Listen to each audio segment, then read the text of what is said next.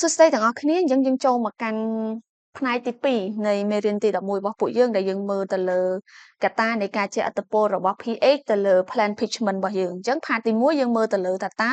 សីតុណ្ហភាពវាជះឥទ្ធិពលបែបម៉េចទៅលើពណ៌របស់អាហារក៏ដូចជាពណ៌របស់រុក្ខជាតិរបស់ពួកយើងផ្នែកទី2នេះយើងនឹងមើលថាតើបើយើងប្រើប្រាស់ pH ខុសគ្នាវានឹងជះឥទ្ធិពលអីគេខ្លះទៅលើពណ៌របស់រុក្ខជាតិរបស់យើងឬក៏ពណ៌របស់បន្លែផ្លែឈើរបស់ពួកយើងនឹងណាគ្រូគាត់ថាពួកយើងប្រហែលជាធ្លាប់ឃើញហើយពពុះ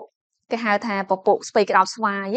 ពេលដែលយើងប្រើប្រាស់ pH ខុសគ្នាពណ៌របស់វានឹងក៏ដូរទៅតាមនឹងដែរអញ្ចឹងសម្រាប់ថ្ងៃនេះគឺអ្នកគ្រូប្រើប្រភេទពណ៌រៀងបែកស្វាយដែរក៏ប៉ុន្តែពណ៌រៀងក្រហមផ្កាឈូកដែលយើងបានមកពីពពុះទឹកកន្ទឹមអញ្ចឹងអ្នកគ្រូបានយកផ្លែកន្ទឹមមកបន្ទាប់មកយើងធ្វើការច្របាច់យកទឹកវាអញ្ចឹងទឹករបស់កន្ទឹមហ្នឹងគឺវាសម្បូរទៅដោយពពុះ anthocyanin ដែលជា plant pigment ដែលជាសមាសធាតុពណ៌ដែលមាននៅក្នុងពពុះរុក្ខជាតិក៏ដូចជាពពុះផ្លែឈើនឹងហើយពណ៌របស់វារៀងបែកក្រហមស្វាយអញ្ចឹងក៏ប៉ុន្តែបំរែបំរួលពណ៌របស់វានឹងប្រែប្រួលនៅពេលដែលយើងប្រើ pH ខុសៗគ្នាអញ្ចឹង pH ដែលយើងយកមកធ្វើតេស្តថ្ងៃនេះគឺមាន pH 5 pH 7ជាមួយនឹង pH 10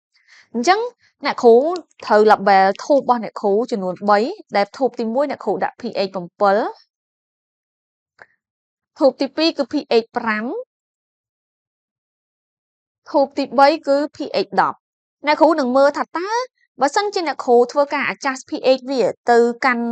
pH ផ្សេងគ្នាមានណឺតមានអាស៊ីតមានបាសហ្នឹងថាតើពណ៌របស់វានឹងប្រែប្រួលបែបម៉េចខ្លះអញ្ចឹងមុនពេលដែលអ្នកគ្រូធ្វើតេស្តអ្នកគ្រូត្រូវធ្វើការលាយសិនអញ្ចឹងយើងត្រូវការយក50មីលីលីត្រនៃទឹកកន្ទឹមរបស់យើងហ្នឹងដែលអ្នកគ្រូបានវាល់ហើយហ្នឹងលាយជាមួយនឹង50មីលីលីត្រនៃទឹកបិតរបស់យើងបន្ទាប់ពីយើងលាយវាហើយយើងធ្វើការកូរ solution របស់យើងបន្តិចមកឲ្យវាសព្វចូលគ្នាបន្តិចមក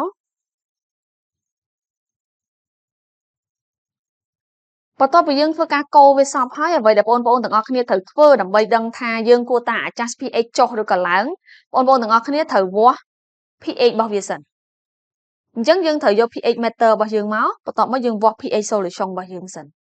បន្ទាប់ពីយើងវាស់ solution របស់យើងហើយអ្វីដែលបងប្អូនទាំងអស់គ្នាត្រូវធ្វើបន្ទាប់គឺយើងចាប់ផ្ដើមធ្វើការ adjust pH របស់យើងទៅតាម pH ដែលយើងចង់បានអញ្ចឹងបន្ទាប់ពីយើងវាស់ហើយអ្វីដែលយើងត្រូវធ្វើបន្ទាប់ទៀតនោះគឺយើងត្រូវការ adjust pH អញ្ចឹងអ្នកគ្រូនឹងធ្វើការវាស់ pH របស់វាសិនអ្នកគ្រូនឹងធ្វើការដួសយក solution របស់យើងមួយចំនួនដាក់ចូលទៅលើ pH meter របស់យើង pH នេះអ្នកគ្រូបាន calibrate វាហើយតោះនេះអ្នកគ្រូ calibrate វាហើយមុនពេលដែលវាប្រើតែនៅពេលដែលពួកយើងធ្វើយើងត្រូវ calibrate មួយសារទៀតបាទយើងប្រាប់ចាំប្រើតែអ្នកគ្រូ calibrate ហើយមួយសារហើយអញ្ចឹងអ្នកគ្រូធ្វើការវាស់ទៅលើ pH របស់ solution របស់អ្នកគ្រូហ្មងអញ្ចឹង solution របស់អ្នកគ្រូ pH របស់វាប្រហែលជា3.5ឬក៏3.6អញ្ចឹងអ្វីដែលអ្នកគ្រូត្រូវធ្វើគឺអ្នកគ្រូត្រូវ adjust pH វាឡើងទៅលើទៅ pH ដែលអ្នកគ្រូចង់បានអញ្ចឹងអ្នកគ្រូធ្វើការលាង pH របស់អ្នកគ្រូសិន pH meter របស់អ្នកគ្រូសិន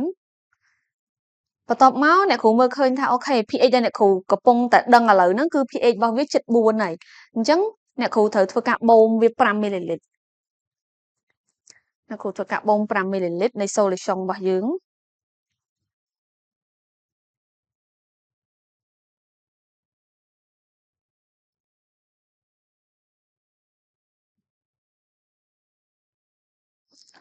ដាក់ចូលទៅក្នុង test tube នីមួយបើសិនជាពេលយើងធ្វើមែនតើយើងប្រើ test tube រៀងធំបន្តិចណាដោយសារវារៀងងាយស្រួលនៅក្នុងការ adjust pH ដោយសារ test tube ទូចពេកយើងពិបាកហើយ test tube អ្នកគ្រូណែនាំឲ្យប្រើកុំប្រើ test tube អត់គម្របអញ្ចឹងយើងប្រើ test tube មានគម្របវាស្រួលយើង voltage នៅពេលដែលយើងបន្ថែមអាស៊ីតឬក៏បាសចូលទៅក្នុង solution របស់យើងទៅយើងអាច voltage វាសប់តោះនេះយើងអាច voltage វាបានសប់ល្អនៅពេលដែលយើង voltage វាបានសប់ល្អអញ្ចឹងអា pH របស់យើងហ្នឹងក៏វាស្មើសាច់ដែរព្រោះតែយើង voltage អត់សប់ទេជួនកាល pH របស់យើងអត់ស្មើសាច់ឬក៏ solution របស់យើងអត់ស្មើសាច់វាធ្វើឲ្យពេលដែលយើង adjust pH ទៅវាអត់ត្រឹមត្រូវអញ្ចឹង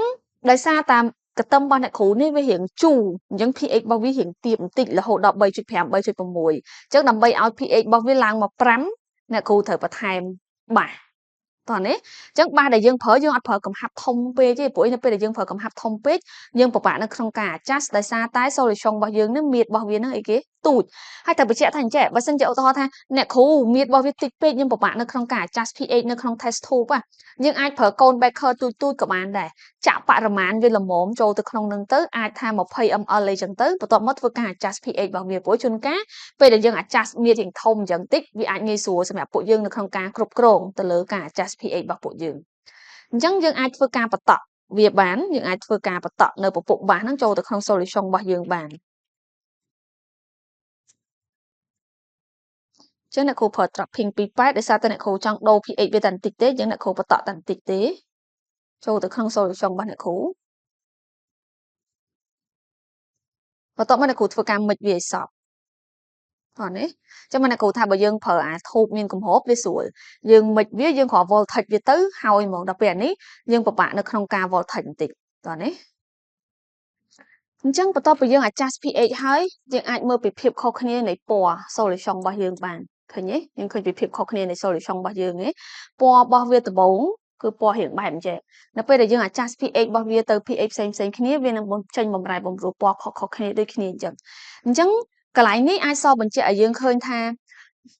នៅពេលដែលយើងធ្វើម្ហូបអីមួយឬក៏នៅពេលដែលយើងប្រើប្រាស់ផ្លែឈើឬក៏បន្លែអីមួយដែលមានពណ៌នៅខាងក្នុងហ្នឹងអាចមានជាពពួក anthocyanin នៅខាងក្នុងហ្នឹងពេលដែលយើងចង់ឲ្យវាប្រែប្រួលពណ៌ទៅជាពណ៌មួយទៀតដែលយើងចង់បានយើងអាចធ្វើការ adjust pH របស់វាទៅអញ្ចឹងនៅពេលដែលយើង adjust pH របស់វាទៅពណ៌របស់វានឹងប្រែប្រួលទៅតាមពណ៌ដែលយើងចង់បានហើយឧទាហរណ៍ថាព្រោះជាធម្មតា anthocyanin បើសិនជាយើង adjust pH ទៅបាសខ្ពស់ខ្លាំង10ទៅ11ពណ៌របស់វាបែកទៅជាបៃតងហ្មងបើសិនជាយើងចង់បានពណ៌រៀងក្រហមយើង adjust pH របស់វានឹងមកត្រឹម8 9ឬក៏8ហ្នឹងអាហ្នឹងគឺបានពណ៌រៀងក្រហមហើយតែបើយើងចង់បានឲ្យរៀងស្រាលយើង adjust ទៅជា pH acid វិញពណ៌រៀង pink ទៅជា pH acid វិញអញ្ចឹងសម្រាប់ lab ទី11របស់ពួកយើងត្រូវបានបញ្ចប់ត្រឹមប៉ុណ្ណឹងអញ្ចឹងដំណាក់កាលបន្ទាប់គឺពួកយើងត្រូវយក solution របស់យើងនេះយកទៅវាស់ពណ៌វាតោះនេះដើម្បីមើលអំពី color របស់វាឬក៏ពណ៌របស់វាថាតើវាខុសគ្នាដោយរបៀបម៉េចខ្លះ